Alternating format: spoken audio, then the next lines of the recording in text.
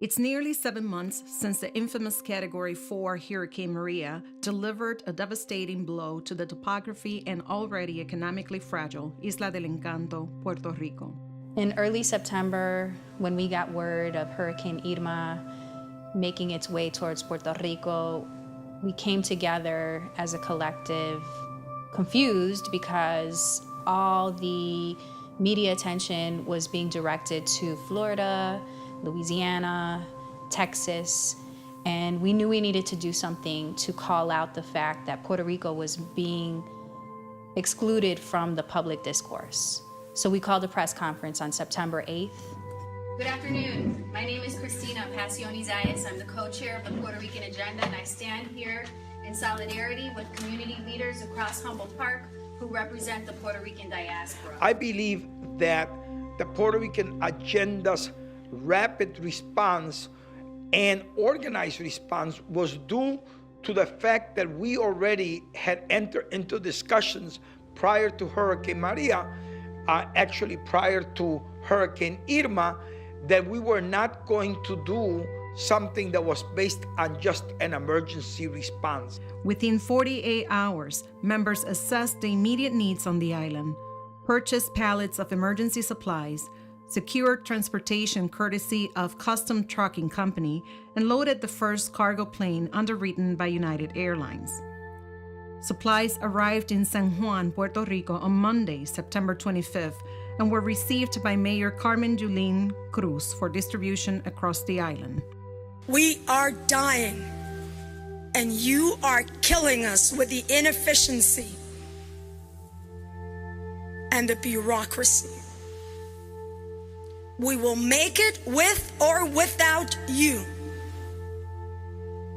Because what stands behind me is all due to the generosity of other people. Again, this is what we got last night: 4 pallets of water, 3 pallets of meals, and 12 pallets of infant food, which I gave them to Comerío, where people are drinking off a creek.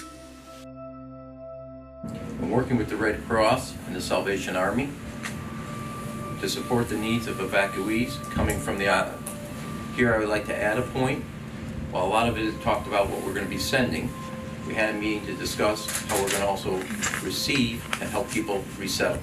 Aquí casi 2,000 hemos vivido en el centro de bienvenida, y algo que extraordinario que hizo esta ciudad a través del liderato del alcalde, citó el Departamento de Emergencia de la ciudad de Chicago para que creara una infraestructura en anticipación a esta migración masiva. I think you're witnessing what 12 years ago, Hurricane Katrina, what I would call the first kind of massive climate change resettlement. This is another case of a climate change resettlement that we now as a country and we as a city have to be prepared for that. La agenda puertorriqueña lo que está haciendo es facilitando ese proceso de ayudar a Puerto Rico y al mismo tiempo ayudar a los puertorriqueños que quieren venir para Chicago. Con una mano ayudamos a la economía de Puerto Rico, a los artistas de Puerto Rico, a los empresarios de Puerto Rico y a las organizaciones sin fines de lucro en Puerto Rico.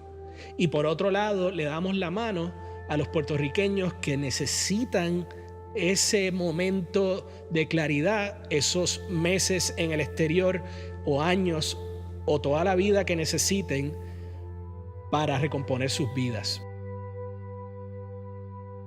I never thought of myself, I have to tell you, brothers and sisters, listen, I never thought of myself packing Spam and arroz and habichuelas and these things and putting them in a maleta to take to Puerto Rico. I never thought I'd see the day, but that's what you gotta do. And I'm not the only one that did it, right?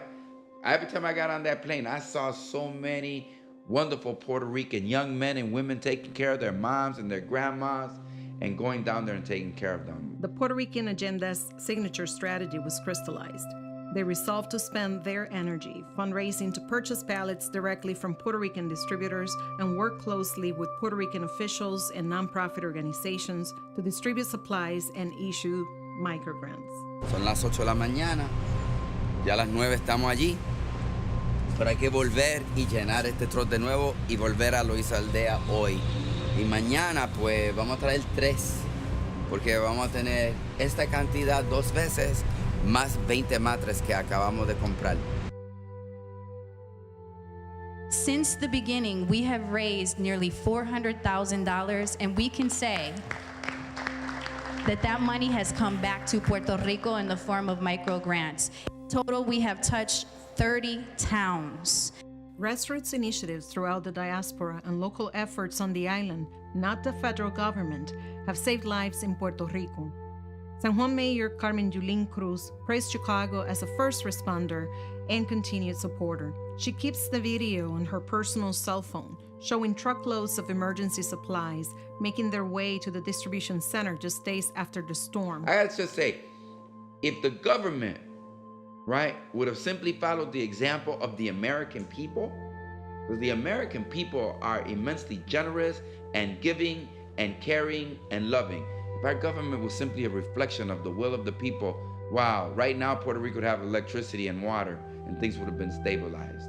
Since September, members have made numerous visits to deliver aid directly to those in need. During a March visit, along with the Chicago delegation, Puerto Rican Agenda co-chair Cristina Pacioni Sayas shares the observations for analyzing the situation and what remains to be done. And we're now ready and stronger than ever in terms of building this island back with Puerto Rican labor, Puerto Rican investments to be that 21st century island. This is an unfortunate event, but it's an opportunity for us to transform the island in the way that we always wanted it to be: strong, safe, and a collective enterprise where Puerto Ricans are determining their own destiny and actualization. So thank you.